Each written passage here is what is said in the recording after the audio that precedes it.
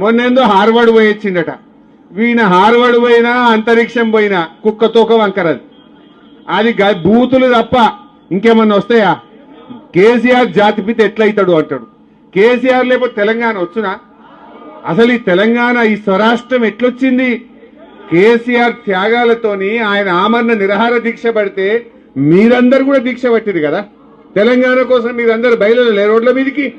ఈ రేవంత్ రెడ్డి నన్ను ఒక్కనాడైనా జై తెలంగాణ అన్నాడా? ఈయన ముఖానికి.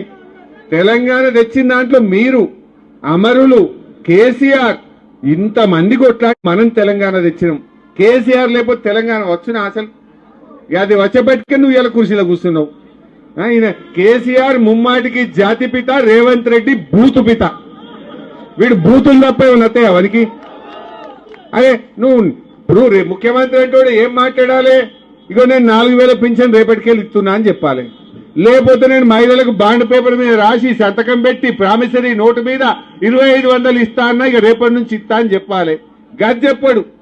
అదేం మాట్లాడాడు? మాట్లాడితే బూతులే బూతులే బూతులు, తిట్టుడే తిట్టుడు. అరే కేసీఆర్ ఏమో